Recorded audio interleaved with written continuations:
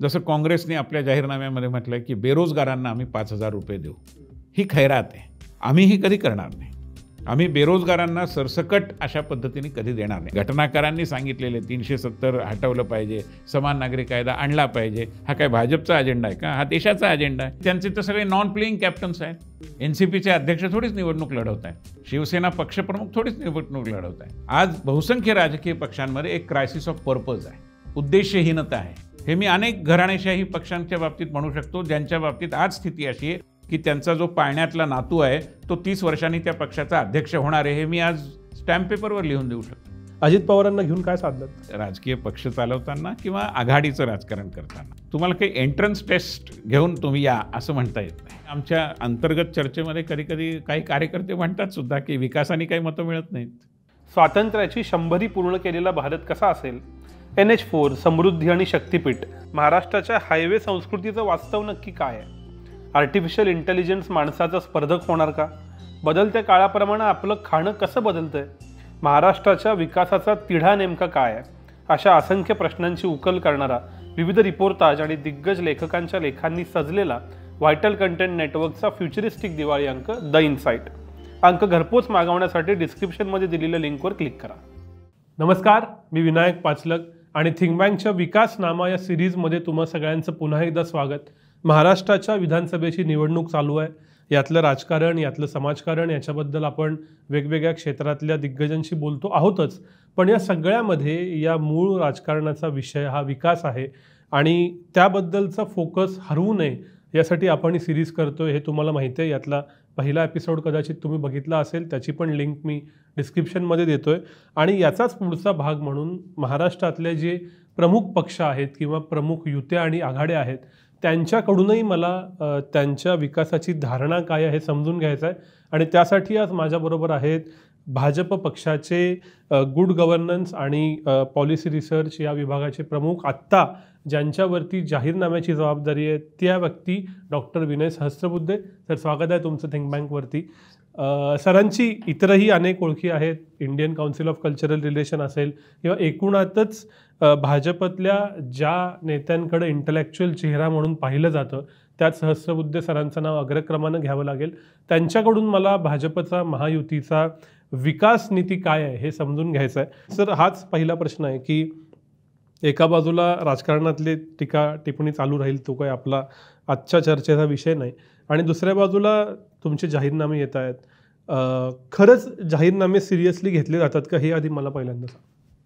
घेतले जावेत, घेतले जातात का नाही हा प्रश्न लोकांकडून येईल, पण पक्ष म्हणून आम्ही घेतो का नाही, तर पक्ष म्हणून आम्ही जाहीरनामा अतिशय गांभीर्याने घेतो. म्हणजे गेले 2 महिने जवळजवळ या विषयाची चर्चा आमची सुरू आहे. लोकांकडून सूचना आल्या आहेत. विविध 18 विषयांसाठी उपसमित्या बनल्या आहेत. त्या उपसमित्यांनी अनेक पद्धतीने कामं केली आहेत आणि त्याचं विश्लेषण, त्यानंतर वरिष्ठ लोकांशी चर्चा, अन्य राज्यांमध्ये जे झालं त्याचे संदर्भ घेणं, अशा सगळ्यातून ही प्रक्रिया आता एका टप्प्यावर आली आहे आणि येत्या 2-3 दिवसात आमचा जाहीरनामा, ज्याला आम्ही संकल्पपत्र म्हटलं आहे, ते प्रकाशित.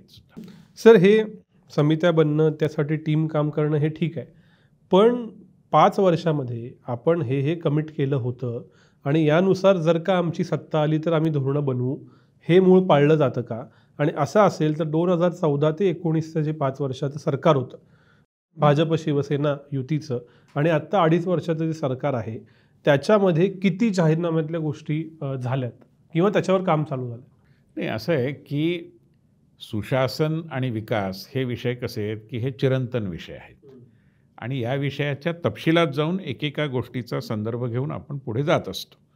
आता 14च्या जाहीरनाम्यामध्येच भूजलाची पातळी वर यावी याकरता प्रयत्न केले पाहिजेत. दुष्काळी परिस्थिती आहे, अनेक ठिकाणी विहिरी कोरड्या पडत आहेत, खूप मोठ्या प्रमाणावर आपण ट्यूबवेल निर्माण करतो आहोत आणि या सगळ्या संदर्भामध्ये भूजल विषयक जे अधिकारी आहेत त्यांच्याशी झालेल्या चर्चांच्या अनुषंगाने पक्षांनी या विषयात काम करण्याचं ठरवलं.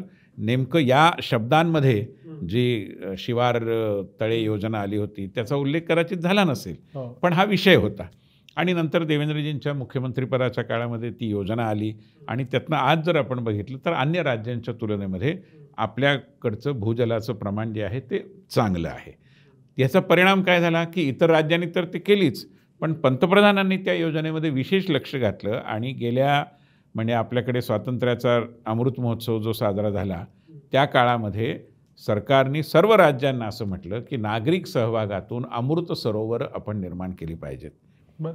आणि ही अमृत सरोवरं मी त्या प्रक्रियेत असल्यामुळे मी तुम्हाला सांगू शकतो की ही नुसती निर्माण करून चालत नाही, तर ही निर्माण करण्याचं केंद्र सरकार एक टार्गेट देतं, राज्य सरकार एक आपलं लक्ष ठरवतं. कधीकधी ते केंद्राच्या लक्ष्याच्या पुढेही असतं, कधी त्यांना वाटलं की एवढं अव्यवहार आहे तर कमी पण असतं.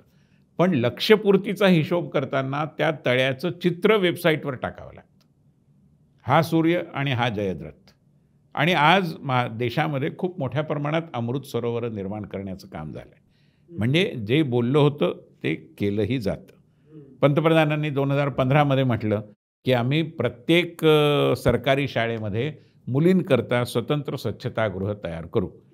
जनरली पंतप्रधान अशी घोषणा लाल किल्ल्यावरून त्यांनी केली आणि वर्षभरात ते घडून आलं आणि त्यामुळे मुलींचं गळतीचं प्रमाण देशभरामध्ये 2015 पूर्वी आणि नंतर यात फरक पडलेला आपल्याला दिसला. त्यामुळे या सगळ्या विषयांकडे गांभीर्याने पाहण्याची आमची प्रवृत्ती आहे. आम्ही तर प्रगती पुस्तकही जाहीर केलेलं आहे की आम्ही जे बोललो होतो त्यातलं काय काय झालेलं आहे. सगळा तपशील आत्ता माझ्याकडे नाही आहे, परंतु जे केलं, जे बोललो ते करणं. आणि तसंच सांगायचं तर आमच्याबद्दल जे नेहमी म्हटलं जातं की यांचे 3च विषय असतात, राम मंदिर असतं, 370 असतं. खरं म्हणजे हे काही आमचे विषय नाही आहेत, हे घटनाकारांनी सांगितलेले. 370 हटवलं पाहिजे, समान नागरी कायदा आणला पाहिजे. हा काय भाजपचा अजेंडा आहे का? हा देशाचा अजेंडा आहे. पण आम्ही तो गांभीर्याने घेतला आणि आम्ही 370 हटवलं. समान नागरी कायद्याच्या दिशेने वाटचाल सुरू आहे. त्यामुळे आम्ही जे बोलतो ते करतो. आश्वासनं अशी उगाचच हवेत लोकलुभावन ज्याला हिंदीमध्ये म्हणतात अशी आश्वासनं द्यायची आणि काहीतरी लोकांची मनं जिंकण्याकरता अव्यापरेषु व्यापार करायचा, ही आमची भूमिका नाही. सर, तुम्ही म्हणताय की लोकांनूही घोषणा करायच्या नाही, पण आत्ताच्या गॅरंटी कुठल्याही पक्षाच्या आपण म्हणू याच्यात सर्वाधिक काय आहे? तर आम्ही त्याला आमच्या एका व्हिडिओला टायटल दिलेलं की मतदान हमी योजना. ऑफिशियल तुमच्या अकाउंटमध्ये पैसे येतील, ज्या कुठल्या पक्षात सरकार असेल. मी त्याच्यात काही भाजप आणि काँग्रेस प्रणित राज्यांच्यात काही दुजाभाव करत नाही. कोणी 2100, कोणी 3000, कोणी 1500, मग कोणी बेरोजगारांना, मग कोणी आणि कशाला तरी. पण थेट लोकांना पैसे द्यायचे आणि त्याच्या बदल्यामध्ये थेट मताची अपेक्षा धरायची, हा पॅटर्न गेल्या 5 वर्षामध्ये विशेषतः कोविडनंतर महाराष्ट्रासह भारतात एस्टॅब्लिश होताना दिसतो. आत्ता आपण चर्चा करत असताना अख्ख्या इलेक्शनचा प्लॉट काय असं विचारलं तर लाडकी बहीण योजना आहे. मग तुम्ही ते 2100 म्हणलं आहे, मग काँग्रेस ते महालक्ष्मी योजनेचं 3000 म्हणतं आहे. हे लोकलुभावन नाही आहे का? नाही, मी सांगतो असं वाटणं अगदी स्वाभाविक आहे, मी त्याला दोष देत नाही. परंतु खैरात करणं, जसं काँग्रेसने आपल्या जाहीरनाम्यामध्ये म्हटलं आहे की बेरोजगारांना आम्ही 5000 रुपये देऊ, ही खैरात आहे. हा डोल आहे, इंग्रजीमध्ये ज्याला डोल म्हटलं जातं ते आहे. हे कम्युनिस्टांचं लाडकं तत्त्वज्ञान आहे आणि हे काँग्रेस बरेचदा काही सुचलं नाही की कम्युनिस्टांचाच अजेंडा चोरून आणते. आम्ही हे कधी करणार नाही. आम्ही बेरोजगारांना सरसकट अशा पद्धतीने कधी देणार नाही. आम्ही 2 जणांना दिलं आहे आणि त्याचं मी स्पष्टीकरण सांगतो. शेतकऱ्यांना दिलं आहे आपण कृषी म्हणजे शेतकरी सन्मान योजनेमध्ये आणि लाडकी बहीणमध्ये महिलांना दिलं आहे. आता हा लाडकी बहीण आधी त्याचा विषय घेतो. हा असंच एकदम स्वप्नात आलं काही झालं असं नाही आहे. याविषयीचं जे काही अध्ययन झालेलं आहे त्याच्यामध्ये मध्य प्रदेशमध्ये हा प्रयोग प्रथम केला गेला आणि त्याचं कारण हे आहे की महिलांना स्वतःच्या पायावर उभं राहायचं असेल, त्यांना जी जुनी पद्धत होती की महिला 4 पैसे जमवायच्या आणि कुठेतरी तांदूळाच्या डब्यात ठेवायच्या, नवऱ्यापासून लपवून ठेवायच्या, ते जर घडायचं नसेल तर तिच्या खात्यात डायरेक्ट काही ना काही पैसा गेला पाहिजे. या अनुभवातून मी तुम्हाला एक किस्सा सांगतो, तो थोडा आवडेल तुम्हाला देखील. मी इकडे आपल्याकडे लातूर भागामध्ये संजीवनी केळकर यांनी एक माता बालक विकास प्रतिष्ठान सुरू केलं आहे. एकदा मी त्यांच्या कार्यक्रमाला गेलो होतो, तर सेल्फ हेल्प ग्रुपच्या महिला होत्या सगळ्या. मी सहज गप्पांमध्ये चर्चा सुरू करताना काहीतरी बोलायचं, तर मी असं म्हटलं की तुमच्या संस्थेचं नाव आहे माता बालक विकास प्रतिष्ठान, पण कुटुंबामध्ये तर पिता पण असतो, मग माता आणि बालकाचाच विकास आणि पित्याचं नाही का काही, असं काहीतरी बोलायचं म्हणून मी बोललो. 2-4 जणांनी काही काही उत्तर दिली. एका तरुण चांगल्या सरपंच महिलेने उभं राहून सांगितलं की साहेब तुम्हाला खरं सांगू का, हा जो पिता आहे ना तो पिता कुठं गेला तेच आम्हाला कळलं. ही वस्तुस्थिती आहे. मग याकरता काय केलं पाहिजे, तर ग्रामीण भागातल्या कमीत कमी अशा प्रकारच्या महिलांना स्वतःचं काहीतरी मिळेल असं बघितलं पाहिजे. त्यातनं ही योजना आली. आम्ही महाराष्ट्राच्या जाहीरनाम्यामध्ये महायुतीने तर जाहीर केलं आहे, आमचा जाहीरनामा येईल 2 दिवसांनी. पण आम्ही हे आश्वासन दिलं आहे, पण आम्ही नुसतंच ते दिलेलं नाही. आम्ही त्यात असं म्हटलं आहे, की त्यांना बचतीच्या विषयातलं प्रशिक्षण आम्ही देऊ. या पैशाचं करायचं काय? हा ईझी म्हणून बघितला जाऊ नये. हा एम्पॉवरमेंट फंड आहे म्हणून बघितलं जावं. आणि म्हणून तिला तो पैसा वाचवावा कसा, दुप्पट कसा करावा, वेगवेगळ्या पद्धतीने गुंतवणूक करून याचं प्रशिक्षण देण्याची रचनाही आम्ही त्याच्यामध्ये अंतर्निहित करणार आहोत. त्यामुळे ह्याच्याकडे एक सरसकट खिरापत म्हणून बघावं का? मला असं वाटतं बघू नये. दुसरा प्रश्न शेतकऱ्यांचा आहे. आज आपण पाहतो की शेतीचे प्रश्न दिवसेंदिवस बिकट होत चालले आहेत आणि ते केवळ सरकारच्या नियंत्रणात आहेत असं मला अजिबात वाटत नाही. आता वातावरणीय बदल जे आहेत, आमच्या पाशा पटेलांनी याचा अभ्यास केला आहे. त्यांनी मला हे सांगितलं की 4 महिन्यात जो पाऊस पडायला हवा तो आज 4 तासामध्ये पडतो आहे. अशा स्थितीत शेतकऱ्याला काहीतरी तुम्हाला दिलासा द्यावाच लागेल. म्हणून शेतकरी सन्मान निधी योजना आली. हे जे आपण परवा मिलेट इयर साजरं केलं 2 वर्षापूर्वी, कशासाठी केलं? तर मिलेट्स जी आहेत, ज्याला भरड धान्य म्हणतो आपण, श्री अन्न म्हटलं जातं सरकारी पातळीवर, याचं वैशिष्ट्य काय आहे की गहू, तांदूळ किंवा परंपरागत पिकांपेक्षा भरड धान्याचं पीक हे 45 दिवसामध्ये येतं. त्यामुळे कमी पावसामध्ये, कमी सुपीक जमिनीत देखील शेतकरी आपल्या गुजराणीपुरतं का होईना अन्न घेऊ शकतो, म्हणजे पीक घेऊ शकतो आणि ज्याला पोषण मूल्य आहे, जे समाजाला उपयोगाचं आहे. त्यामुळे या प्रकारच्या रचनांमध्ये काही ना काही विचार आहे. असं नाही आहे की खिरापत वाटायची म्हणून चला म्हणजे तो राजा निघाला आणि ते हत्तीच्या पाठीवर ठेवली होती साखर, साखर वाटण्याऐवजी पैसे वाटले, असं नाही आहे. याच्याकडे इतक्या संकुचित दृष्टीने बघावं, विकृत पद्धतीने बघावं असं मला वाटत नाही. आपण याचा खिरापतीचा आणि त्याच्याबद्दलच्या असणाऱ्या मतदानाच्या अपेक्षाचा भाग बाजूला ठेवू आणि पक्षीय अँगल पण बाजूला ठेवू. मला एक तुम्हाला अभ्यासक म्हणून असं विचारायचं आहे की सातत्यानं सरकारला थेट कॅश द्यावं लागलं, डायरेक्ट बेनिफिट म्हणतो आपण त्याला, किंवा युनिव्हर्सल बेसिक इन्कम बाकीच्या देशातही केले, असं नाही की फक्त भारतातच चालू आहे, मान्य आहे मला. तर मग इथं कुठंतरी आपल्याला स्टेट लेड ग्रोथच करायची आहे आणि रिडिस्ट्रीब्युशन ऑफ वेल्थ करायचं आहे. आपण समाजातल्या सर्व वर्गांपर्यंत आपण करत असणारा इन्फ्रा विकास पोचवू शकत नाही आणि त्यामुळं आलेले पैसे करातनं हे रिडिस्ट्रीब्यूट करूनच जगायचं आहे, हे धोरण म्हणून आपण मान्य केले का? असं नाही आहे. परंतु एका विशिष्ट टप्प्याच्या पलीकडे त्याला पर्यायी नाही आहे. याचा अर्थ तुम्ही बाकीचे सगळे प्रयोग बंद केलेत का? असं नाही आहे. स्वयंरोजगारासाठी केवढं प्रोत्साहन दिलं जातं आहे. मुद्रासारखी योजना आहे. कितीतरी लाखो महिला आज त्याच्यातून कर्ज घेऊन किंवा त्याच्यातनं मिळणारा निधी घेऊन आज स्वतःच्या पायावर उभा आहेत. कोणी पोळी भाजीचा व्यवसाय करतं आहे, कोणी ब्युटी पार्लर चालवतं आहे. पूर्वी होतं का एवढं? म्हणजे आकांक्षावान समाज जो आहे आणि आता सगळं युग आकांक्षेचंच आहे, त्याला चांगलं जगण्याची जी एक प्रेरणा निर्माण होते त्याला तुम्हाला साथ घालावीच लागेल. त्यामुळे त्याला दोन्ही करावं लागेल. गरीब वर्गाकरता तुम्हाला या पद्धतीची योजना करावी लागेल, दुसऱ्या वर्गाकरता तुम्हाला सुविधा उत्पन्न कराव्या लागतील की जेथून ते स्वतःच्या पायावर उभे राहू शकतील. त्याला वेगवेगळ्या पद्धतीच्या योजनांची जोड द्यावी लागेल. आता अनेकांच्या जाहीरनाम्यामध्ये उल्लेख आहे का नाही मला माहिती नाही, पण आमच्या ह्याच्यात नक्की आहे. तो म्हणजे कृषी पर्यटन. हा एक नवीन व्यवसाय झालेला आहे. आता नवीन पद्धतीने आमचा शेतकरी आपल्या उत्पन्नाला काही ना काही जोड देऊ शकतो.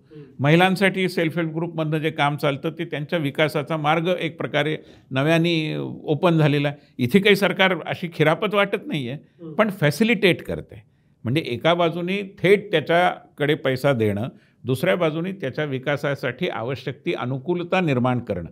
आणि पंतप्रधान तर डे 1 पासून हे सांगतायत आणि हे आमच्या पक्षाची भूमिका आहे की विकास हा आउटसोर्स करता येत नाही. आम्ही तुम्हाला निवडून दिले ना, आता तुम्ही आमचा विकास करा, आम्ही गप्प बसू, असं करून चालत नाही. आणि ही गोष्ट पंतप्रधानांनी हळूहळू औषध द्यायचं असतं. त्या पद्धतीने सुरुवातीला ते काय म्हणाले, सबका साथ सबका विकास. मग जोडलं 2019मध्ये सबका साथ सबका विकास सबका विश्वास. आणि आत्ता 3 वर्षापूर्वी कुठल्याही प्रकारे मिन्सिंग ऑफ द वर्ड असं न करता ते म्हणाले सबका प्रयास. हा सबका प्रयास हाच आहे की तुम्ही तुमच्या पायावर उभे राहा, तुम्ही 4 जणांना नोकऱ्या द्या. डॉक्टर बाबासाहेब आंबेडकर म्हणाले ते किती 50च्या दशकामध्ये किंवा आणखीन आधीच असेल, काय की नोकरी मागणारे बनू नका, देणारे व्हा. आठवण कुणाला झाली? मोदींच्या काळात झाली. हे वाक्य ह्याच्या आधी कधी ऐकलं होतं का आपण? पण आज आमचा दलित समाजातला, मागास वर्गातला, उपेक्षित घटकातला तरुणसुद्धा मोठ्या प्रमाणात उद्योजकतेच्या दिशेने निघाला आहे. तोही वेल्थ क्रिएटर होतो आहे. केवढं मोठं परिवर्तन आहे. डिक्कीच्या मिलिंद कांबळेंना विचारा तुम्ही, पेट्रोलियम मंत्रालयाच्या अंतर्गत जे पेट्रोलियम पदार्थांच्या वाहतुकीसाठी टँकर दिले जातात, ते टँकर आरक्षणाच्या नियमानुसार उपेक्षित बांधवांनाही दिले जावेत असा नियम आहे. हा काही आम्ही केलेला नियम नाही, पूर्वीपासून आहे. अंमलबजावणी कधी झाली? आत्ता झाली. आता 16,000 असे दलित बांधव या प्रकारे टँकरचे मालक झालेले आहेत. त्यामुळे लोकांचं जे आपण सबलीकरण म्हणतो, एम्पॉवरमेंट म्हणतो, ते पैसे हातात देऊन केवळ होईल असं नाही. त्याकरता अनुकूलता निर्माण करावी लागेल आणि ज्याचं वर्णन केलं जातं की नुसती एन्टायटलमेंट पुरेशी नाही, एम्पॉवरमेंट आवश्यक आहे. त्या दिशेने आपण जातो आहोत. पण काही काळ आपल्याला दोन्ही करावं लागेल. काही वर्गांकरता थेट पैसा हातात द्यावा लागेल, ज्यामुळे क्रयशक्ती वाढेल, ज्यामुळे पर्चेसिंग पॉवर वाढेल, आणि काही वर्गांकरता हे फॅसिलिटेशन करावं लागेल. ओव्हरऑल भाजपची विकास दृष्टी काय? म्हणजे मी थोडं इलॉबरेट असं करतो की असं मानतात, मला तुमच्याकडून समजून घ्यायचं आहे की भाजप सत्तेवर आलं की इन्फ्रावर पुश दिला जातो आणि काँग्रेस किंवा काँग्रेस प्रणित गोष्टी सत्तेवर आल्या की सामाजिक न्याय ही प्रायोरिटी असते. असं खरंच आहे का? आणि ते दुसऱ्या पक्षाचं जाऊ दे, भाजपची विकास दृष्टी ऑन अ ब्रॉडर पर्स्पेक्टिव्ह काय? पहिल्यांदा हा समज खोडून काढला पाहिजे, उद्ध्वस्त केला पाहिजे. आपल्या देशामध्ये 1998 पर्यंत केंद्र सरकारमध्ये जे मंत्रालय होती त्याच्यात समाज कल्याण मंत्रालय होतं. अटलजींनी त्याचं नाव केवळ बदललं असं नाही, तर त्याची भूमिका बदलली, त्याला सामाजिक न्याय मंत्रालय केलं. त्यामुळे सामाजिक न्यायाची म्हणजे ज्याला म्हणतात कॉपीराईट कोणाचा असेल तर तो भारतीय जनता पार्टीचा आहे. यांनी नेहमी कल्याणाच्याच गोष्टी केल्या. कल्याणामध्ये कुणीतरी कुणावर उपकार करतं आम्हाला असं वाटत नाही. हा तर न्याय आहे. जनजातीय समुदायाकरता, आदिवासींकरता वेगळं मंत्रालय नव्हतं. कोणी निर्माण केलं? अटलजींनी निर्माण केलं. नॉर्थ ईस्ट रिजनकरता तुम्ही इन्फ्रास्ट्रक्चरची गोष्ट करता, इन्फ्रास्ट्रक्चर आणि सोशल डेव्हलपमेंट हे दोन्ही हातात हात घालूनच जायला पाहिजे. त्याकरता स्वतंत्र मंत्रालय कोणी निर्माण केलं? अटलजींनी निर्माण केलं. त्यामुळे अशा प्रकारचा भ्रम आहे हा की आम्हाला फक्त इन्फ्रास्ट्रक्चर. हां, पण ही गोष्ट खरी आहे की इन्फ्रास्ट्रक्चर डेव्हलपमेंटचा जो अनुशेष होता तो इतका प्रचंड होता. म्हणजे समाजवादी विचारसरणीचा जो हँगओव्हर आहे तो जाता जाईना असं झालं ना. राजीव गांधींच्या काळात त्यांना हे लक्षात आलं होतं, पण पुढे प्रत्यक्षात आणलं कोणी? PV नरसिंहरावांनी आणलं.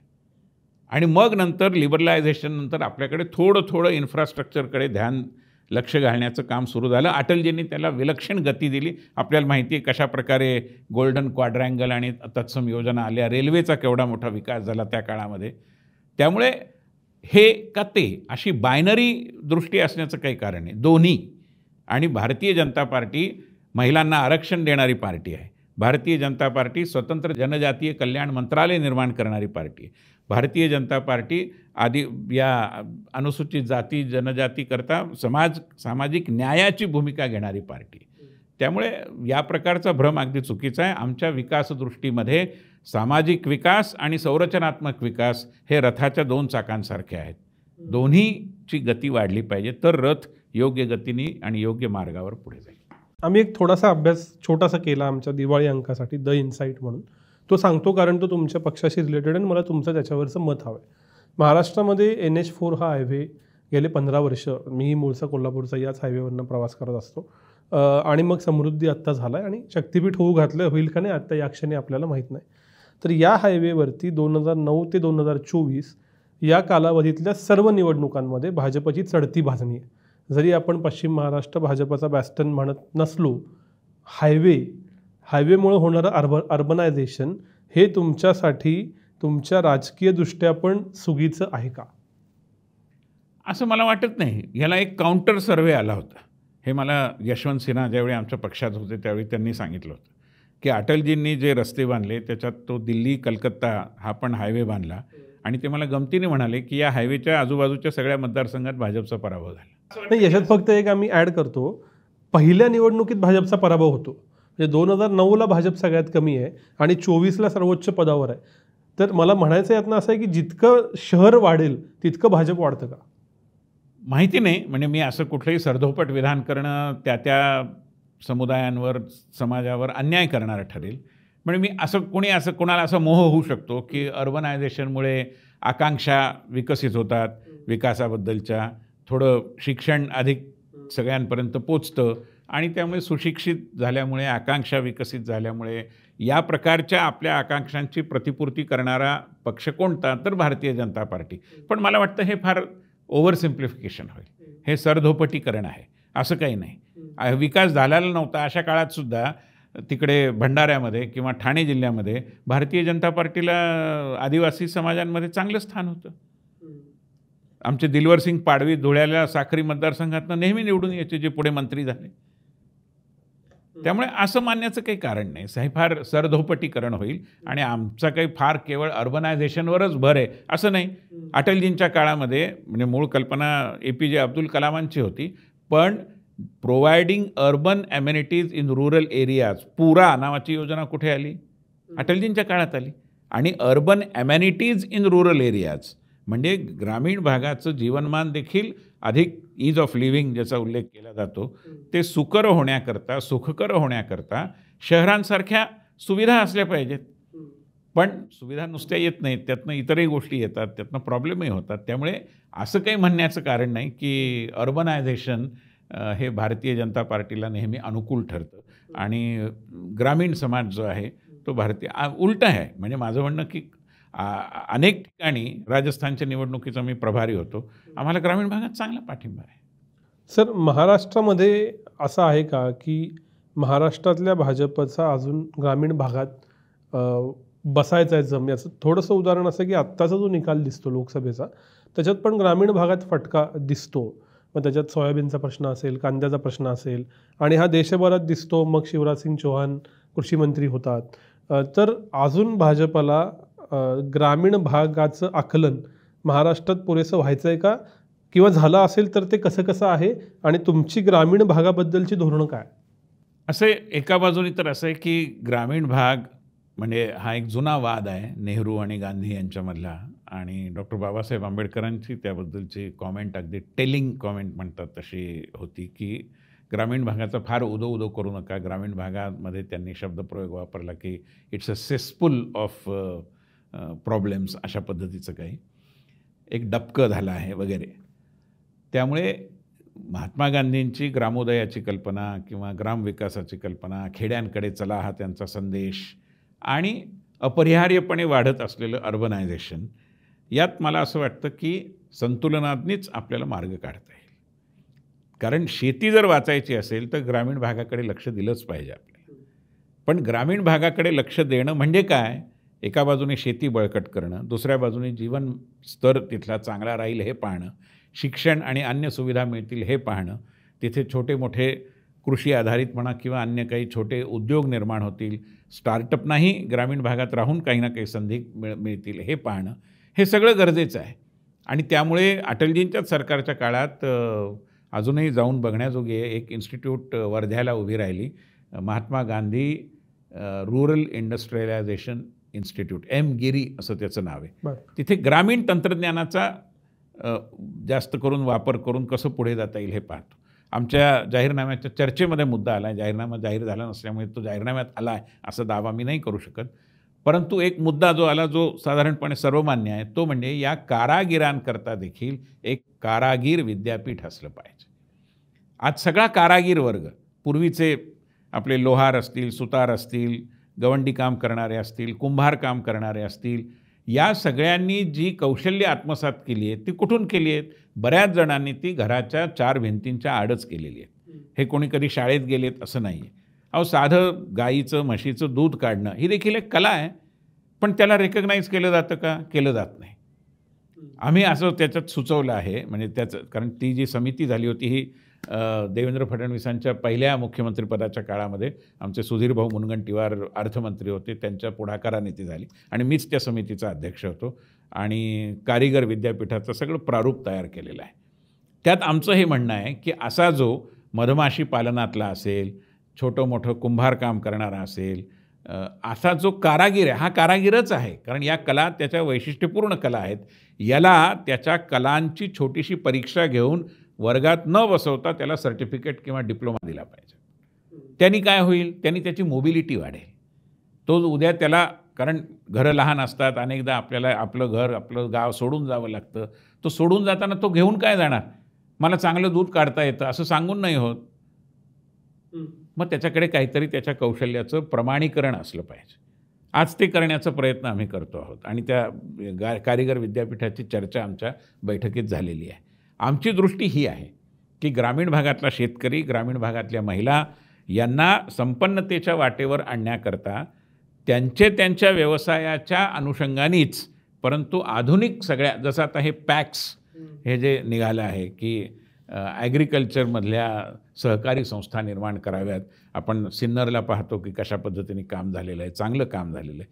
ही मला असं वाटतं की पुढे जाण्याची वाट आहे.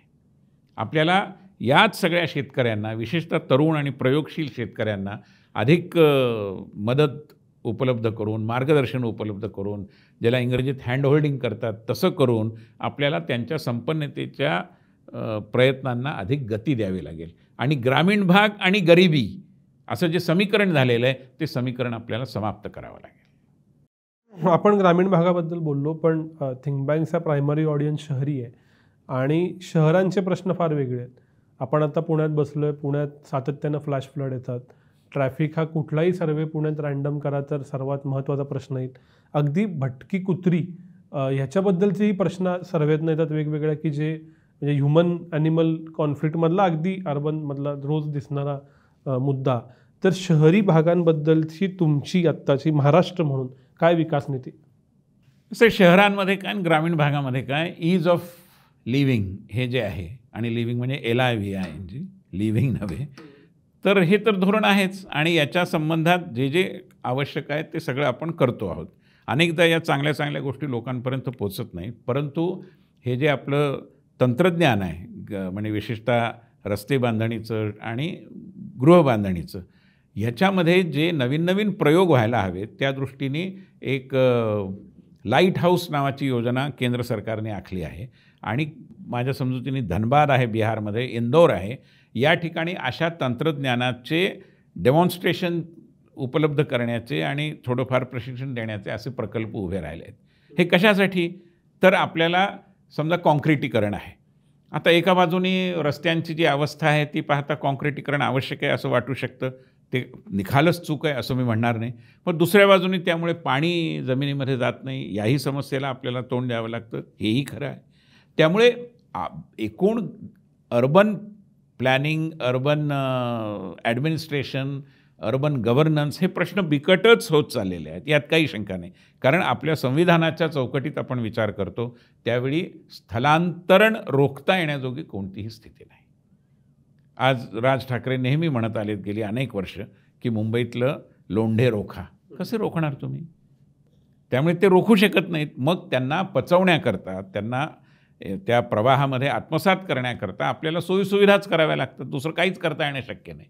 मग मेट्रोची व्यवस्था आली, मग त्याकरता तुमच्या हाऊसिंग कॉम्प्लेक्सेसना सगळ्या पद्धतीने, जसं आता सरकारची योजना आहे की जे वर्षा जलसंग्रह करतील किंवा नॉर्मल लाईटच्या ऐवजी तुमचे LED बल्ब्स लावतील, ज्यामुळे ऊर्जेची बचत होईल, अशा पद्धतीने त्यांना पर्यावरणस्नेही नागरी जीवनाकडे आपल्याला वळवावं लागेल. हळूहळू हळूहळू हळू. तुम्हाला गडकरींच्या तोंडून तुम्ही डझन वेळा ऐकलं असेल की नागपूरमध्ये आम्ही सांडपाण्याचा उपयोग करून कशी वीज निर्मिती करतो, ते नेहमी ते उदाहरण देतात. अशा नवीन प्रकल्पांना आपल्याला सामोरं जावं लागेल, ते हातात घ्यावे लागतील.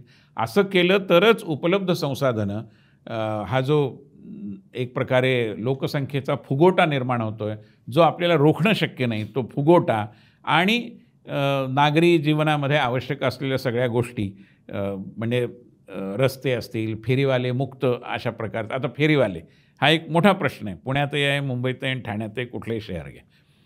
पण एकदा मला एका पोलीस अधिकाऱ्याने सांगितलं की आम्ही एक रस्ता फेरीवाला मुक्त करायचं ठरवलं आणि फेरीवाल्यांना सगळ्यांना हटवलं. तर आमच्याकडे एक डेलिगेशन आलं व्यापाऱ्यांचं. आम्हाला वाटलं की ते आम्हाला धन्यवाद द्यायला आले. ते म्हणले नाही नाही, ते फेरीवाले ठेवा. पण मग ठेवा का? तर म्हणे असं आहे, आमच्या दुकानासमोर जो फेरीवाला बसतो, जो शेंगदाणे विकतो किंवा काय खेळणी विकतो, त्याच्याकडे लोक ज्यावेळी जाऊन वस्तू घेतात त्यावेळी ते समोर शोकेसमधल्या टी-शर्टकडे, साडीकडे, दागिन्याकडे बघतात आणि मग ते आमच्याकडे येतात. फेरीवाले गेले तर आमचा धंदा बसेल. आता या उरफाट्या अर्थशास्त्राला तुम्ही काय म्हणणार? हे कॉम्प्लेक्स आहे, खूप गुंतागुंतीचं आहे. सरळ अशी उत्तरं नाही आहेत याची. मग स्वनिधी योजना केली, जी देशामध्ये पहिली फेरीवाल्यांच्या आर्थिक म्हणजे त्यांना जे इन्फॉर्मल इकॉनॉमीतून फॉर्मल इकॉनॉमीत आणायचं आहे त्याच्याकरताची योजना आहे.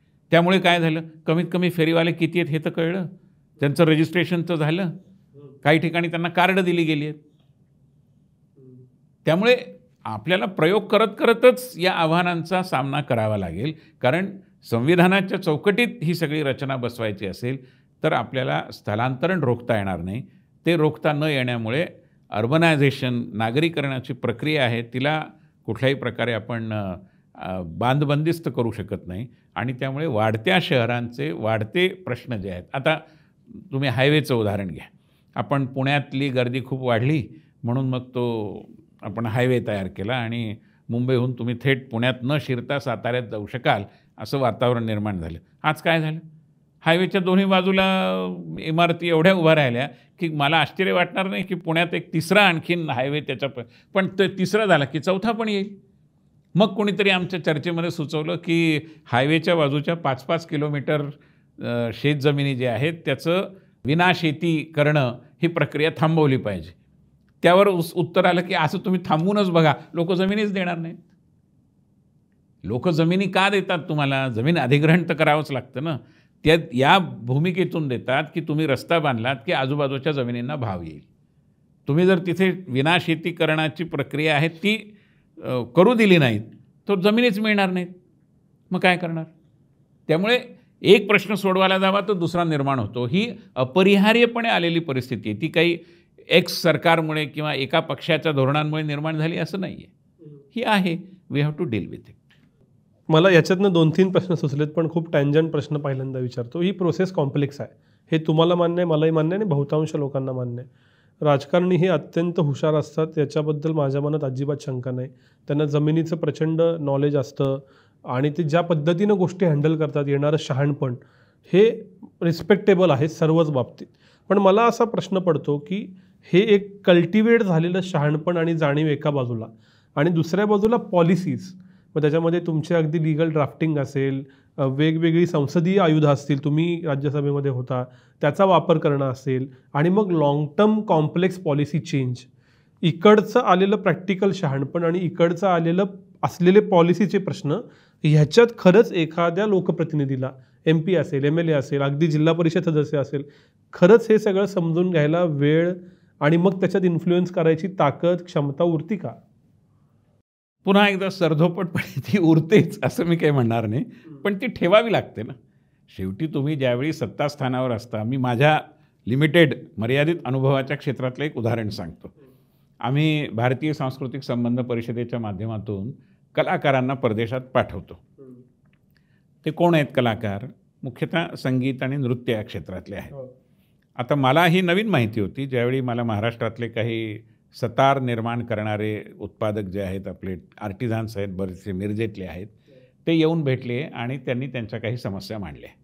त्यातली एक समस्या अशी होती की आज तिथे जेवढे म्हणून तानपुरे निर्माण होतात मिरजेमध्ये, समजा 100 तानपुरे वर्षाला निर्माण होत असतील तर 60 तानपुरे हे परदेशात जातात. हां, आता परदेशात म्हणजे कुठे जातात तर त्यांनी सांगितलं मुख्य 2 केंद्र आहेत, एक लंडन म्हणजे इंग्लंड आणि दुसरं न्यू जर्सी अमेरिका. आता हे बहुसंख्य अनिवासी भारतीयांकडेच जात असतील बहुधा, माहिती नाही, पण चांगली गोष्ट आहे, भारतीय वाद्य इतकी परदेशात जात आहेत.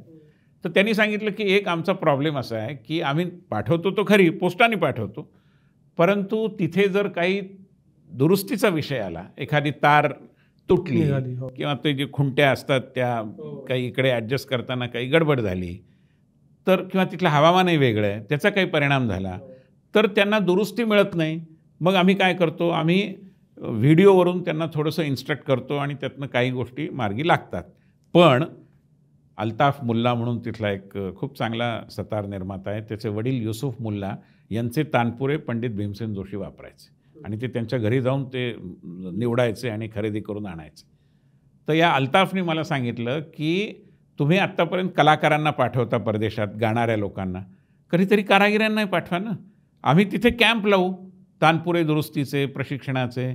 आम्हाला कल्पना आवडली आणि मी माझा टेन्युअर संपण्याच्या कालावधीच्या पूर्वी त्यासाठी जे धोरण होतं त्या धोरणामध्ये बदल केला. आता सरकारी अधिकाऱ्यांना हे पटलं नाही. त्यांनी विरोधही केला एक प्रकार, की असं कसं पाठवू आपण, मग तबलावाले पण म्हणतील. मग म्हटलं तर काय बिघडलं? भारतीय वाद्य आहे, भारतीय परंपरा जर परदेशात जिवंत राखायच्या असतील तर आपल्याला हे केलंच पाहिजे. मग जे काही विचार विमर्श व्हायला हवा होता तो झाला आणि धोरण आम्ही बदललं. आता आम्ही कारागिरांनाही पाठवतो आहोत. कदाचित गेल्या वर्षभरात माझ्याकडे चार्ज संपल्यानंतरच्या काळात गेले पण असतील, मला माहिती नाही. हे धोरण तुम्हाला म्हणजे परिस्थिती इव्हॉल्विंग असते ना, तीच परिस्थिती कायम राहते का असं होत नाही. प्रोग्रेसिव्ह अनफोल्डमेंट म्हणतात, तशी परिस्थिती बदलत राहते. बदलत्या परिस्थितीला अनुलक्षून आपल्याला धोरणातही बदल करावे लागतात. याच तानपुरेवाल्यांचा दुसरा किस्सा एक खूप उल्लेखनीय आहे. हे जे एक्सपोर्ट करतात ते कसं करतात, तर ते पोस्टाने करतात. इंडियन पोस्ट त्यांचं पार्सल घेऊन जातं. म्हणजे हे एक नवीन माहिती होती मला, पण ठीक आहे, त्याच्यासाठी लाकडी पेटी वगैरे घालून ते करून पाठवतात. माझ्या समतीने 3 वर्षापूर्वी पोस्टाच्या विभागाने एक सर्क्युलर काढलं, की इथून पुढे आम्ही जी अमुक आकारमानापेक्षा जास्त आकारमानाची जी काही पार्सलं असतील त्यांना वजनावर नव्हे तर आकारमानावर दर त्यांचा चार्ज करू. अच्छा. व्हॉल्युमेट्रिक. तर त्यामुळे काय झालं, यांचं नफ्याचं प्रमाण एकदम 40% कमी झालं. कारण पोस्टाचाच एवढा खर्च वाढला. आता करायचं काय? मग आम्ही पोस्टमास्टर जनरलना भेटलो. हे सगळे मिरजेचे लोक आले होते माझ्याकडे आणि दिल्लीत मंत्र्यांना भेटण्याआधी म्हटलं आपण पोस्टमास्टर जनरल प्रमुख आहेत त्यांना भेटू. आणि मला खूप सांगायला आनंद वाटतो की त्यांनी आमचं निवेदन ज्या दिवशी घेतलं, परिस्थिती समजून घेतली आणि 2 दिवसांनी सर्क्युलर जुनं जे होतं ते मागे घेतलं आणि पुन्हा एकदा वजनाच्या आधारावर तानपुरे निर्यात करणाऱ्यांना सुविधा निर्माण करून दिली. म्हणजे असं नाही की प्रश्न, आता पॉलिसीज यासुद्धा एक प्रकारे प्रगमनशील असतात. त्यांना पुढे जाताना आपल्यात काहीतरी बदल करावेच लागतात आणि ते बदल केल्याशिवाय तुम्हाला पुढे जाताच येत नाही. त्यामुळे राजकारण्यांचं देखील एक लर्निंग आहे. ज्यावेळी ते प्रत्यक्ष सत्तास्थानांवर बसतात, भूमिका ही असली पाहिजे की लर्निंग, आपण एक विद्यार्थी आहोत आणि आपल्याला शिकलं पाहिजे याच्यातनं. काही मंत्र्यांकडे ती असते, काही राजकारण्यांकडे ती असते, सगळ्यांकडे असते असं नाही. पण याचं महत्त्व आहे. लोक अभ्यास करतात, त्या अभ्यासाच्या आधारे मांडणी करतात, त्या मांडणीच्या आधारे सरकारला निर्णय घ्यायला भागही पडतात.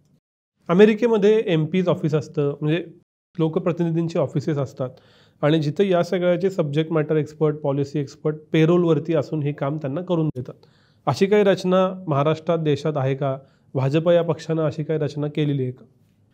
भारतीय जनता पार्टी स्वतःच्या कार्यकर्त्यांना देखील एक्सपर्ट होण्याकरता मदत करते आणि काही एक्सपर्ट्स जे एस्टॅब्लिश्ड आहेत, प्रस्थापित आहेत, त्यांची मदतही घेते आणि त्यामुळे अशी मदत आम्ही घेतोच. पण माझं त्याच्यापुढे जाऊन 2 पावलं पुढचं म्हणणं होतं, जे मी एकदा राज्यसभेत मांडलंसुद्धा, की राजकीय पक्ष हे करतात असं माझं म्हणणं नाही, पण सरकारामधली बरीच खाती आहेत जी या ज्या बिग 4 कन्सल्टिंग एजन्सीज आहेत, डेलॉईट आहे, प्राइस वॉटर हाऊस आहे, यांचीच मदत घेतात. तर मी राज्यसभेत हा मुद्दा मांडला की आमच्या धारावीचा विकास कसा करावा हे सांगायला प्राइस वॉटर हाऊस कशाला पाहिजे? आमचे स्थानिक आहेत ना लोक, त्यांची मदत घ्या तुम्ही. अन्यथा ज्याला आपण होमग्रोन एक्सपर्टाईज म्हणतो, आपल्या घरात विकसित झालेलं हे एक्सपर्टाईज, ही तज्ज्ञता आपल्याला उपयोगातच आणता येणार नाही, तिला वावच मिळणार नाही. मग आता ते बदल झाले. इव्हन हे जे टेंडर काढतात ना अशा कन्सल्टन्सी करता, त्याच्यातही ते असं देतात की इतका टर्नओव्हर पाहिजे, इतक्या देशांचा अनुभव पाहिजे. आणि याकरता मी झगडलो. मी ज्या ठिकाणी काम करत होतो त्या ठिकाणी अटी आणि तरतुदी काढायला लावल्या की असं कराल तर तुम्ही स्टार्टअपवाल्यांना पुढे येऊच देणार नाही. जिथे खूपच आवश्यक आहे तिथे तुम्ही करा, परंतु सगळ्या ठिकाणी सरधोपटपणे 4 देशांचा अनुभव पाहिजे आणि 10 कोटीचा टर्नओव्हर पाहिजे, मग तो कधी जाणारच नाही तिथपर्यंत. मग चलती कोणाची होईल? जो संपन्न आहे, परदेशातलाच आहे, त्याचीच होईल.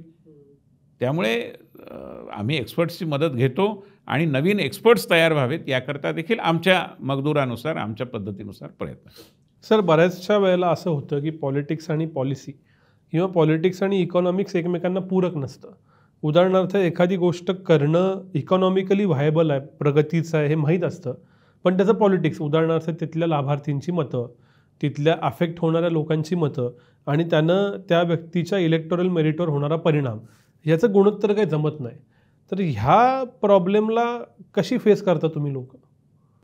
पुन्हा असंच आहे, म्हणजे त्याला असं काही समीकरणात्मक उत्तर देता येईल असं माझ्या मर्यादित अनुभवाच्या संदर्भात जर बोलायचं झालं तर असं मला वाटत नाही. अनेक ठिकाणी म्हणजे आमच्या अंतर्गत चर्चेमध्ये कधी-कधी काही कार्यकर्ते म्हणतात सुद्धा, की विकासाने काही मतं मिळत नाहीत. असं म्हणणारा पण एक वर्ग आहे. इतर पक्षातही असेल, की ज्याला असं वाटतं, की हे तसंही आपल्या देशामध्ये सबका साथ सबका विकास म्हणजे विकास आला ना त्याच्यामध्ये. तर हा एक मंत्र कधी झाला? मोदींच्या काळात झाला. त्याच्या आधी मला सांगा कोणी विकासाच्या मुद्द्यावर मतं मागितली होती? त्यामुळे तुम्हाला लोकमत परिष्कारही करावा लागतो. लोकांना ही सवय लावावी लागते ना, की तुम्ही या मुद्द्यावर विचार करा. मी तुम्हाला भाजपचं उदाहरण देतो आणि ते केवळ पक्षीय अभिनिवेशातून देत नाही आहे, पण वस्तुस्थिती आहे, की पॉलिटिक्स ऑफ परफॉर्मन्स ही शब्दावली आणली कोणी? आम्ही आणली, मोदींनी आणली. आणि आज मोदी काय, आमच्यासारखे कार्यकर्ते काय अनेक ठिकाणी जाऊन सांगतात, की आमच्या कामगिरीकडे बघा आणि मत द्या. मला अन्य एखादा पक्ष सांगा, की जो म्हणेल, की आमच्या कामगिरीकडे बघून मत द्या. त्यामुळे जर आपल्याला राजकारण जातीपातींच्या पलीकडे अस्मितेच्या विषयांच्या पल्याड न्यायचं असेल, अस्मितेचे विषय राहतील, त्याला नाकारून चालणार नाही. परंतु हे दोन्ही सबका साथ सबका विकास हे बरोबर जावं लागेल. आणि त्यामुळे तुम्हाला विकास हा विषय देखील लोकचर्चेचा करावा लागेल. आणि लोकांनाही हे कळत असतं ना, असं थोडंसं की लोकांना कळत नाही. तुम्ही वाचकांचं पत्रावर बघा, फेसबुकमधल्या कॉमेंट बघा, लोक या विषयात स्वतःची मतं बाळगून असतात. योग्य अयोग्य तो भाग वेगळा. आणि त्यामुळे लोकांना देखील विकासाची सवय लागणं किंवा विकासाच्या बाजूने आपण आपलं मतदान केलं पाहिजे अशा प्रकारची केवळ खिरापतीसाठी मतदान करता कामा नये हे त्यांना समजून घेण्याची एक त्यांची क्षमता निर्माण करणं, असं प्रबोधन, लोकशिक्षण हा राजकीय पक्षांचा कामाचा अविभाज्य भाग आहे असं आम्ही मानतो. थोडं थेटच विचारतो, 2019ला अख्खं तुमचं कॅम्पेन भाजप महाराष्ट्राचं प्रो इन्कम्बन्सीचं होतं. त्यावेळी जस्ट थिंक बँक चालू झालेलं 7-8 महिने जुनं चॅनल होतं आणि सातत्यानं काय केलं आणि त्याच्यावर मत द्या असं होतं. आत्ताचं मात्र 2024चं कॅम्पेन तितकं प्रो इन्कम्बन्सीचं दिसत नाही. विकास कामांच्या मुद्द्यांची चर्चा दिसत नाही. त्याच्याऐवजी लाडकी बहीण आणि वेगवेगळ्या योजना आणि मग पुन्हा जातीय गणितं, हायपर लोकल इलेक्शन असं दिसतं. फक्त विकासावर महाराष्ट्र जिंकता येत नाही, त्याला जात आणि इतर मुद्दे लागतात. ही रिॲलिटी आहे का आणि ती रिॲलिटी भाजपनं पक्ष म्हणून ॲक्सेप्ट केली आहे का? मी मगाच म्हटलं ना, की केवळ विकासावर मतदान होतं हे खरं नाही. खरं म्हणजे कुठल्याही केवळ एकाच मुद्द्यावर होतं हेही खरं नाही. काल भाऊ तोरसेकरांशी मी गप्पा मारत होतो. ते म्हणाले, की हे जे पॉलिटिकल पंडित सांगतात, की अमुक समाज अमुक पक्षाच्या बरोबर गेला, अमुक जातीने या पक्षाला मतदान, हे कशाच्या आधारावर सांगतात? कुठला डेटा यांच्याकडे की या जातीने यालाच मत दिलं म्हणून? हे आदमासेच आहे, अंदाज पंचे दाहोसे, दुसरं काही नाही आहे. त्यामुळे हे खरं नाही की केवळ जातीच्या आधारावर मतं मिळतात आणि हेही खरं नाही की केवळ विकासाच्या आधारावर मतं मिळतात. त्या अन्यथा तुम्ही जे उदाहरण सांगितलं की जिथे हायवे बांधले त्याच्या बाजूच्या लोकांनी आम्हाला मतं दिली नाहीत, असंही घडतं. त्यामुळे असं लिनियर थिंकिंग उपयोगाचं नाही. तुम्हाला सर्व घटकांचा साकल्याने, समन्वयाने, संतुलित बुद्धी ठेवून विचार करावा लागतो आणि हे सगळे घटक उपयोगाचे आहेत किंवा त्याचं महत्त्व आहे हे तुम्हाला समजून घ्यावं लागतं. आणि त्यातूनच मला आणि त्यामुळे आत्ता तुम्ही सांगितलं 19 आणि आत्ताची तुलना करताय, स्वाभाविक आहे ना. 19मध्ये असा राजकीय जे काही गणित आहे त्या गणिताची घडी विस्कटण्याची भूमिका आमचा त्यावेळेचा मित्रपक्ष घेईल हे आम्हाला स्वप्नातसुद्धा वाटलं नव्हतं. त्यांनी ती घेतली, अत्यंत अतार्किक, चुकीची. तिथपासून महाराष्ट्राच्या राजकारणाची घडी विस्कटली खरं सांगायचं. आत्ता जे लोक म्हणतात की चिवडा झाला आणि उभं आला आणि अमुक आणि तमुक, त्याची गंगोत्री कुठे आहे? त्या नोव्हेंबरमधल्या निर्णयामध्ये आहे. त्यामुळे असं झाल्यामुळे हे जातीपातीचे विषय, अन्य काही विषय हे सगळे चर्चेमध्ये त्यांनी आणले. आणि आता आम्ही सत्तेत असल्यामुळे एक प्रकारे या सगळ्याला प्रतिसाद देणं, गप्प न राहता हे आमचं कामच बनतं. त्यामुळे आम्ही लाख अपेक्षा करतो की केवळ विकासाच्या मुद्द्यावर राजकारण व्हावं म्हणून. समोरची पक्ष करत नाहीत ना.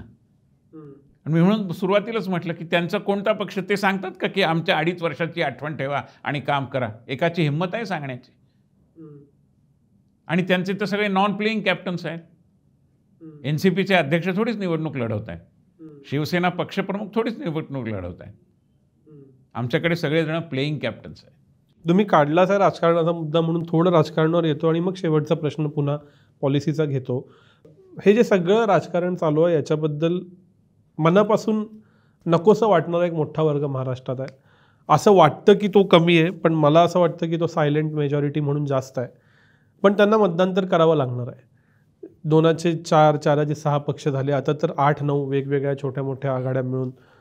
एक व्यक्ती म्हणून काय वाटतं तुम्हाला, काय कुठल्या दिशेला महाराष्ट्राचं राजकारण गेलं पाहिजे? असं आहे, महाराष्ट्राचं राजकारण हे देशाच्या राजकारणापासून खूप वेगळं काढून त्याच्याकडे बघता येईल असं मला वाटत नाही, बघू नये सुद्धा एका बाजूने. आपण देशाच्या परिप्रेक्ष्यात विचार केला तर जो मुद्दा आमचा पक्ष वारंवार मांडतो आहे आणि त्याला आक्षेप लोक घेतात, ते आक्षेपही तुमच्या मनात असतील तर त्याचंही उत्तर मी देतो. ते मुद्दे म्हणजे पहिली गोष्ट अशी की विचारधारा आधारित पक्षांच्या बरोबर जनतेने राहिलं पाहिजे. कारण विचारधारा आधारित पक्ष यांच्याकडे स्वतःचा एक नीतिविषयक म्हणजे नैतिक असं नव्हे, पॉलिसीच्या अनुषंगाने एक दृष्टिकोन असतो. आज बहुसंख्य राजकीय पक्षांमध्ये एक क्रायसिस ऑफ पर्पज आहे, उद्देशहीनता आहे. लालूंचा पक्ष कशासाठी काम करतो? बिहारच्या विकासाचं कोणतं मॉडेल त्यांच्याकडे? त्यांच्याकडे मॉडेल एकच आहे की त्या लालूंच्या मुलाला मुख्यमंत्री करणं. या पलीकडे काय अजेंडा आहे त्यांच्याकडे? हे मी DMKच्या बाबतीतही म्हणू शकतो, हे मी अनेक घराणेशाही पक्षांच्या बाबतीत म्हणू शकतो, ज्यांच्या बाबतीत आज स्थिती अशी आहे की त्यांचा जो पाळण्यातला नातू आहे तो 30 वर्षांनी त्या पक्षाचा अध्यक्ष होणार आहे, हे मी आज स्टॅम्प पेपरवर लिहून देऊ शकतो. विचारधारा आधारित पक्षांच्या बाबतीत असं कधी होत नाही, कारण त्यांच्याकडे वैचारिक पार्श्वभूमी आहे, त्या विचाराचं प्रतिबिंब पडेल अशा प्रकारची धोरणं आहेत आणि त्या धोरणांच्यावरती पसंतीची मोहर उठवायची का नाही हे तुम्ही ठरवू शकता. आज विचारधारा आधारित नसलेले आणि केवळ घराणेबाजीने चालवलेले जे पक्ष आहेत त्यांच्याकडे ना विचारधारा आहे ना धोरणात्मक दृष्टिकोन आहे. एकच अजेंडा आहे की आजच्या राजपुत्राला उद्याचा राजा करणं, या पलीकडे काही नाही. आणि भारतीय जनतेने, महाराष्ट्रातल्या जनतेने देखील असा विचार जरूर केला पाहिजे असं मी एक केवळ भाजपचा कार्यकर्ता म्हणून नव्हे तर राजकारणाचा विद्यार्थी म्हणून निश्चितपणाने सांगेन. दुसरा मुद्दा येतो की तुम्ही घराणेशाहीबद्दल खूप बोलता आणि तुमच्या पक्षातच याचा मुलगा आणि त्याची मुलगी यांना तिकीटं दिली जातात, हे मला मान्य आहे. म्हणजे असं घडलं आहे का नाही? निश्चित घडलं आहे. पण एक दुसरा मुद्दा लक्षात घेतला पाहिजे की केवळ कोणीतरी कोणाचा तरी मुलगा वा मुलगी आहे म्हणून तिकीट देऊ नये हे जसं बरोबर आहे, तसंच तिकीट द्यावं हे जसं चुकीचं आहे, तसंच तिकीट देऊ नये हे सुद्धाही चुकीचं आहे. त्यामुळे त्याच्या मगदुराप्रमाणे पक्ष आमचा एक घराणं चालवतो का? तसं होत नाही. आणि मी तुम्हाला निश्चितपणाने सांगू शकतो की ना भूतकाळात घडलं, ना आज घडतंय, ना भविष्यात घडेल. नड्डाजी आमचे अध्यक्ष आहेत, त्यांच्या मुलांना स्वप्नात सुद्धा कधी वाटलं नसेल की आपण पक्षाचे अध्यक्ष होऊ. ही स्थिती महाराष्ट्रातले, मी त्या पक्षांची नावं घेत नाही, त्यांच्या बाबतीत शक्य आहे. त्यामुळे पहिला तर मुद्दा हा आहे की ज्यांच्याकडे विचारधारा आहे त्या विचारधारेच्या अनुषंगाने येणारी काही ना काही एक धोरणात्मक भूमिका आहे, अशांच्या मागे उभं राहावं. दुसरा महत्त्वाचा मुद्दा असा की ज्यांच्याकडे संघटना आहे. राजकीय पक्ष म्हणजे नुसतं कार्यालय नाही, राजकीय पक्ष म्हणजे नुसतं चुनाव चिन्ह नाही, राजकीय पक्ष म्हणजे नुसत्याच निवडणुका नाहीत. राजकीय पक्ष एक इन्स्टिट्यूशन आहे, लोकशाहीमधली एक महत्त्वाची संस्था आहे आणि जिथे त्या संस्थेचं संस्थात्मक स्वरूप विकसित झालेलं आहे. मागचा पुढचा इतिहास आहे, धोरणं आहेत, नेते आहेत, नवीन नेते बनण्याची सेकंड लाईन ऑफ कमांडची काही रचना आहे. अशा पक्षांच्या मागे लोकांनी उभं राहिलं पाहिजे. उबग समजा कोणाला येत असेल, तो येणं अगदी स्वाभाविक आहे, तर त्या उबगाच्या वावटळीमध्ये स्वतःला हरवून न ठेवता विवेकाने आपण जर या पद्धतीचे निर्णय केले तर मला असं वाटतं की लोकांना, ज्याला आपण चॉईस म्हणतो, निवडीचं स्वातंत्र्य आजही आहे. थिंक बँकवर खूप रेअरली राजकारणी येतात आणि तुम्ही विचारवंत आणि राजकारणी दोन्ही आहात म्हणून थेटच प्रश्न विचारतो, आजवर कोणाला नाही विचारलेला. अजित पवारांना घेऊन काय साधलं? असे राजकारणामध्ये राजकीय पक्ष चालवताना किंवा आघाडीचं राजकारण करताना तुम्हाला काही एंट्रन्स टेस्ट घेऊन तुम्ही या असं म्हणता येत नाही. राजकारण, राजकीय पक्ष हा देखील एक प्रवाहासारखा आहे आणि एखादा स्वइच्छेने त्या प्रवाहामध्ये येऊ इच्छित असेल तर त्याला नाकारण्याचं काही कारण नाही. लोक आज बरीच चर्चा करतात की त्यांचे खटल्यांचं काय झालं, तर कुठलेही खटले मागे घेतलेले नाही आहेत. तर कायदा आपले काम करतो आहे. ते उद्या घेतला असता मागे तर त्याची 8 कॉलम बातमी झाली असती. त्यामुळे तसा विषय नाही. परंतु जर एखाद्याला असं वाटलं की विकासाकडे जाण्याचा हाच मार्ग आहे आणि म्हणून या आघाडीला, या पक्षाच्या बरोबर जावं, तर त्याला आपण एका वा दुसऱ्या कारणांमुळे असं तुम्ही करत फुल्या मारत गेला तर तुमच्याकडे येणार कोण? समाज जसा आहे तसं तुम्हाला स्वीकारावा लागतो. म्हणजे हे उदाहरण मी याच्याकरता देत नाही. मला सांगण्याचा मुद्दा असा की राजकारणामध्ये सर्व प्रवाह जे आहेत ते तुम्हाला जर येऊन मिळून तुमच्या वाटेने जायला तयार असतील तर त्याबद्दल आपल्याला फार संकोच मनामध्ये ठेवून चालता येत नाही. शेवटच्या एखाद 2 प्रश्नांकडे येतो. हे सगळं राजकारण वगैरे मान्य आहे मला हे की करावं लागतं, सगळं लागतं. मी महाराष्ट्राला 2014ला इंजिनियर झाल्यापासून पाहतोय आणि माझ्या मनात काही प्रश्न येतात धोरणाविषयी. त्याची उत्तरं मी सगळ्यांना विचारतो, तसं तुम्हाला हा प्रश्न विचारतो. वेगवेगळे विद्यापीठं बेंगलोरला आली, गुरगामला आली. लिबरल आर्ट्सचा जो नवा ट्रेंड भारतामध्ये आला त्याच्यामध्ये मला महाराष्ट्र कुठं दिसत नाही. 2014ला मी 1 वर्ष IT त नोकरी करायचो. तेव्हाचं पुण्यातलं IT त्याच्या बरोबरीनं कदाचित त्याचा कॉम्पिटिंग हैदराबाद मला झालेलं दिसतं. मॅन्युफॅक्चरिंगचे नवीन प्लांट्स कुठं कुठं आले असं बघितल्यावर सातत्यानं चेन्नई आणि तामिळनाडू दिसतं.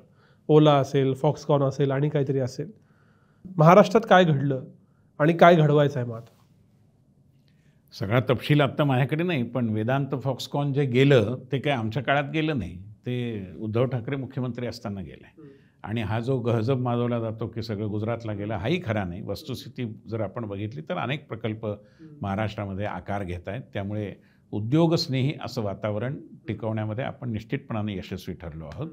आणि एका बाजूने मी म्हटलं तसं रोजगाराच्या संधी निर्माण करणं, त्या रोजगाराच्या संधीचा लाभ घेतील असे तरुण तयार करणं हे देखील आवश्यक आहे. आता पुण्याचाच विषय निघाला म्हणून सांगतो मी तुम्हाला की पुण्यामध्ये आपण पाहतो की या कॉम्पिटिटिव्ह एक्झाम्स करता येणारा मोठा वर्ग आहे आणि तुम्हाला तो सगळीकडे व्यापून दिसतो. आता कधीकधी माझ्यासारख्या, मी या विद्यार्थ्यांच्या संपर्कात आहे, त्यांचे अनेक प्रश्न सोडवण्याकरता माझ्या क्षमतेच्या अनुषंगाने मी प्रयत्नही केले आहेत. आता या विद्यार्थ्यांना 7-7, 8-8 वर्ष ते ह्याच्या मागे घालवतात. सगळं आईवडील देखील आशा लावून बसतात की कधीतरी पोरगा IAS होईल, IPS होईल, MPSC होईल, इन्स्पेक्टर होईल, काहीतरी होईल. त्याच्याकरता वाटलं तर शेतीचा तुकडा विकतात, बाकी काही होतं, लग्न लांबणीवर पडतात. आता या मुलांना इतक्या काळ चालून आल्यानंतर हाताला काही लागलंच नाही तर काय होणार? आमच्या जाहीरनामा समितीत चर्चा झाली की यांच्याकरता आपण एक योजना केली पाहिजे आणि आम्ही ती योजना करू. मी स्वतःही त्याबद्दल संसदेमध्येही प्रश्न हा उठवला होता की यांना तो IAS झाला नाही म्हणजे तो काही रद्द झाला असं थोडंच आहे. त्याच्या क्षमतेचा, टॅलेंटचा, अनुभवाचा उपयोग करून घेतला पाहिजे. अशा योजना कराव्या लागतील. त्यामुळे मी म्हटलं तसं आता तुम्ही IASच्या परीक्षेला जाऊ नका असं थोडीच म्हणता येईल.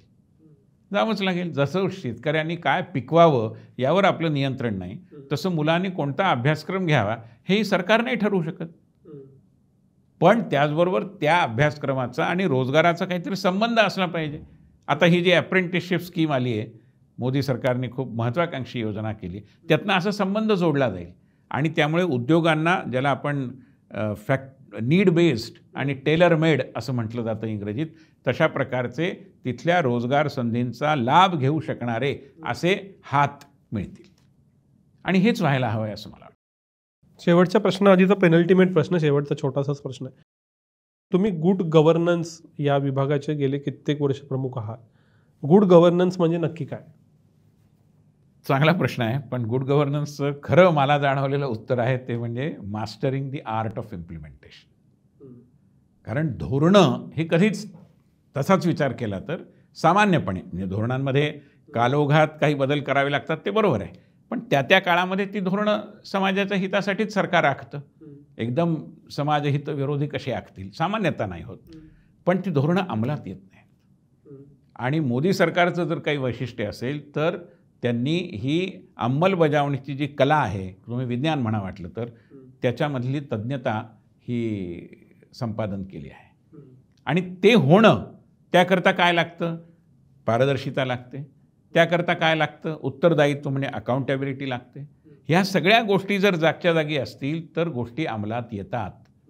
तुम्हाला माहिती असेल की ती प्रगती नावाची जी बैठक प्रधानमंत्रीजी घेतात त्याच्यामध्ये लोकांना विचारतात ते की तुमच्या राज्य सरकारकरता आम्ही रस्त्यांकरता इतकं बजेट ठेवलं आहे, बजेट मंजूर होऊन 6 महिने झाले, पण तुमच्याकडनं अजून फॉरेस्टचा क्लिअरन्स येत नाही, तुमच्याकडनं अजून एन्व्हायरमेंटच्या बाबतीतली मान्यता येत नाही. ती जर आली नाही तर बजेट वाया जाईल. कधी देताय? मग ते कमिट करतात की अमुक तारखेपर्यंत देतो आणि पुढच्या बैठकीच्या आधी काम झालेलं असतं. हे कशामुळे झालं? उत्तर मागणारा कोणीतरी आहे. आत्तापर्यंत कोणी प्रश्न विचारतच नव्हता. मी तुम्हाला विचारत नाही, तुम्ही मला विचारू नका, आनंदी आनंद, असं वातावरण होतं. आता कोणीतरी तुम्हाला प्रश्न विचारतोय, उत्तरं मागतोय, मग उत्तरं देण्याची तयारी स्वाभाविकरित्या होते. त्यामुळे आर्ट ऑफ इम्प्लिमेंटेशन जे आहे, अंमलबजावणीच्या प्रक्रियेवरती एक पकड निर्माण करणं, हे गुड गव्हर्नन्सच्या केंद्रबिंदूत आहे असं मला वाटतं. कारण एकदा गोष्टी अंमलात आणल्या तर लोकांना त्याचा लाभ होतो. आज आपण बघतो, 2 अगदी उदाहरणासाठी मी मुद्दा सांगतोय की पूर्वी इंदिरा आवास योजना होतीच की नाही, आज प्रधानमंत्री आवास योजना आहे. मग पूर्वीची का विफल झाली आणि आज आम्ही त्या आधारावर का लोकांकडे मतदानासाठी याचना करतो आहोत किंवा मतं मागतो आहोत? आमची हिंमत कशामुळे झाली? तर मी तुम्हाला सांगतो, मी आमच्या कलेक्टरशी एकदा बोलत होतो ठाण्याच्या, की पूर्वी पण राजकारणी होते, आत्ताही आहे.